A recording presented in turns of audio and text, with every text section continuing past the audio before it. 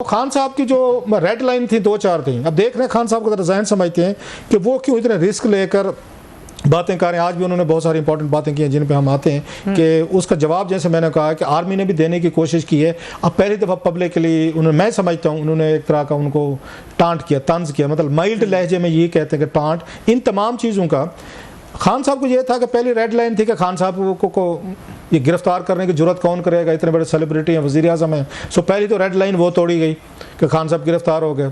फिर भी खान साहब का ट्रायल कौन करेगा, ट्रायल भी हो गए। फिर सज़ा के इनमें अगेन उसमें किससे ये जज हुकूमत में जरूरत है खान साहब को सज़ा दे, वो सज़ा भी हो गई। अच्छा, फिर अगली उनकी रेड लाइन थी बुशरा बेगम साहिबा थी कि इनको कोई टच ना करे, मेरे ऊपर जितने केसेस बनाने हैं कर ले। ये खुद भी कहते रहे बुशरा साहिबा को कुछ ना कहे, उनको बहुत बड़ी रूहानी शख्सियत समझते हैं, वो लार्जर देन लाइफ है उनके लिए, एक फिगर हैं वो बुशरा साहिबा भी गिरफ्तार हो गई। बुशरा साहिबा पे ट्रायल भी हो गया, सज़ाएँ भी हो गई, वो भी जेल पहुंच गई। अब ये दो सबसे बड़ी रेड लाइन थी। अब तीसरी ये थी जी मिलिट्री कोर्ट पे उनका वो होना है जी, ट्रायल होना है, तो मिलिट्री कोर्ट भी हो जाएगा या नहीं होगा वटेवर। तो खान साहब को लगता है कि मैं जेल भी चला गया, मेरी बेगम साहिबा भी चली गई, साइफर भी हो गया, तोशा खाना फलां सारे हो गए, मैंने क्या लूज़ करना है मजीद। मैं तो लोगों की पब्लिक सिंपैथी ले रहा हूँ, ठीक है करते रहे, लूज़ इन्होंने करना है अब, क्योंकि इनके पास बहुत कुछ है। खान साहब के पास ये मासिव पब्लिक सपोर्ट के कुछ नहीं है, सो मटीरियली लूज़ करने को कुछ नहीं। आज़ादी थी वो भी गई, या पार्टी भी गई, ये पार्टी गई, बल्ला गया, बैठ गया, चेयरमैनशिप गई, लोग गए, सेनेट की ये सारी खवातीन की सीटें गई, सब कुछ तो छीन लिया उन्होंने। अब वो चाह रहे हैं कि जो इनके पास है ना वो ये लूज़ करें। वो कैसे लूज़ करें? वो रोज़ाना ऐसे बयान देते रहे हैं पिछले 6 महीनों से, बुशरा साहिबा भी देते रही हैं। उन्होंने पहले कहा जनाब इमरान खान साहब को कत्ल करने की कोशिश हो रही है, साजिश हो रही है। फिर उन्होंने 3 नाम ले लिए मिलिट्री टॉप लीडरशिप को कि जनाब अगर खान साहब को कुछ हुआ तो ये 3 लोग जिम्मेदार होंगे। अच्छा, खान साहब ने पहले उनको एक दिन रोकने की कोशिश की, अगले दिन खान साहब ने भी कहा कि जी अगर कुछ हुआ, कोई बुशरा को हुआ, मुझे हुआ तो मैं इन लोगों को नहीं छोड़ूंगा, कब्रों से निकाल लूंगा।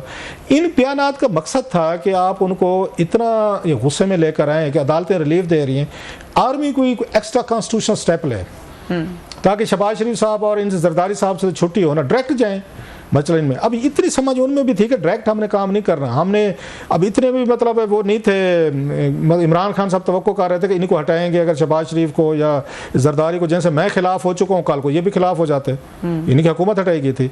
इतने भी ये बेवकूफ़ ये भी नहीं थे इसमें कि ये जनाब कि उनको इमरान खान साहब के बाद इनको भी अपना दुश्मन बना लें, मुखालिफ बना लें।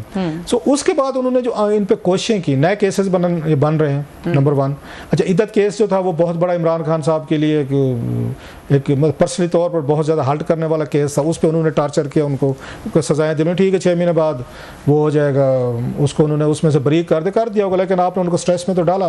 पर्सनल उनकी लाइफ जो थी, शर्मिंदगी, एम्बेरसमेंट, यस वो भी आपने दिखाई। अब वो भी टार्चर कर रहे थे, ये नहीं वो नहीं कर रहे थे, साथ में छोटे छोटे के मतलब एक में ज़माना तो एक दिन कहते कभी खुशी कभी गम, एक दिन खान साहब खुश हैं तो अगले दिन शाम को एक नया केस खोल गया उन पर। तो उन्होंने इनकी पर्सनैलिटी और इनकी नफ्सियात के साथ खेला कि इनको नफ्सियाती तौर पर तोड़ा जाए कि खान साहब को खुशी की खबर ही ना लगे, छोड़ो यार, अच्छा केस में मेरी जमानत होगा, छोड़ो यार कल को एक और बना देंगे। सो उनके लिए तमाम खुशी की खबरें जितनी भी थी वो इन्होंने ऐसा ले ली कि बंदे को रिलीफ ही ना दो, इनको ज़हनी स्ट्रेस में रखें।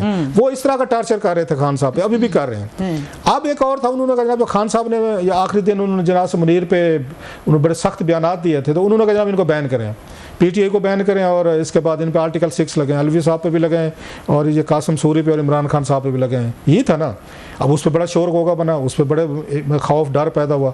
अब उसका जिक्र ही कोई नहीं करता। अता तारड़ साहब ने बहुत बड़ी प्रेस कॉन्फ्रेंस की थी, नोबडी टॉक्स अबाउट दैट कि क्या बना उसका भी आपने वो करना था, आर्टिकल 6 लगाना था, पार्टी बैन करना, कभी जिक्र सुना है आपने?